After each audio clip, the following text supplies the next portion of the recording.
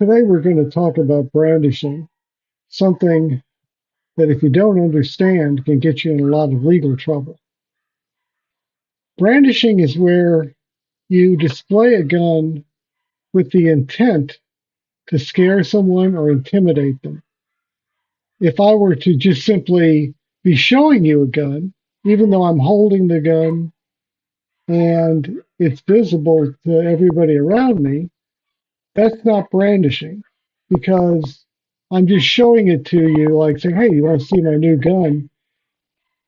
There's no intent to intimidate or frighten, scare anybody. That's not brandishing.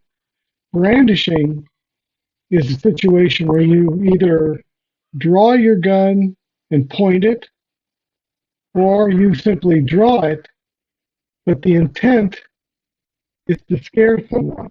Or you could even have a holstered gun on your hip and you could point at it and say, get away from me, I've got this gun. Or you could put your hand on the gun. All of those are brandishing because whether you're holding the gun or not holding it, if it's visible and your intent is to intimidate or frighten, that's brandishing.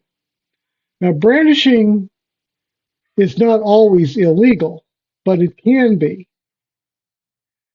You can brandish a gun if you could actually use it to shoot somebody. So, in other words, if you were in absolute fear for your life or the lives of someone else, or you were afraid of grievous bodily harm, something that put you in the hospital for weeks or whatever, broken bones, uh, loss of vision, loss of hearing, anything along that matter. At that point, you could draw a gun and shoot somebody to protect your life. You could also then draw and brandish if you didn't want to shoot. You could tell someone, back away or I'll shoot you. That would be legitimate because if you could shoot them, you can brandish as a way of trying not to have to shoot them. However, brandishing is not required. If you're in a situation, it's life and death. You don't have to brandish to warn somebody. You could literally draw and fire. You're under no obligation to give any kind of warning. But holding a gun in a manner meant to intimidate somebody or stop them from doing something is brandishing. So if somebody you felt frightened of was walking near you and you were afraid of attack, but nothing yet had happened, if you drew and brandished, then you're the person that's broken the law here, not the other person, because they've done nothing. You've got no legitimate grounds to be brandishing. Think of it this way, too. If you do have to brandish and you explain it to the police or a prosecutor or a jury, they've got to agree with you that, yes, in the situation you were in, if they were in that situation, they would have done the same thing you did. But if they look at you and say, that I don't think you were under a real threat, I don't think your life was in danger, then you've got a problem. Basically, the average person would have to agree with you that you were justified in drawing that gun because you would have been justified in shooting the person, that the threat was there and was that dangerous that it would have justified brandishing.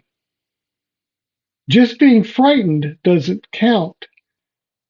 You have to legitimately or reasonably believe that you're actually in mortal danger or danger of a grievous bodily injury. That belief has to be based in fact that somebody else would agree with if they were in the same situation as you.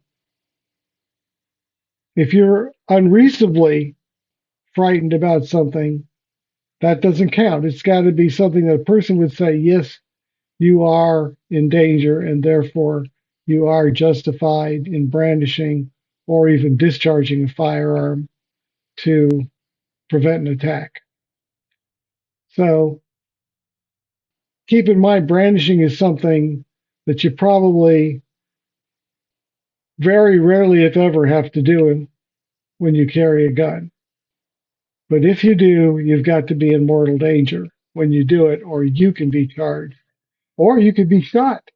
If you pull a gun on somebody unreasonably and frighten them with brandishing, and they aren't doing anything, they could then shoot you because you're the aggressor. You're the person that drew the gun on them.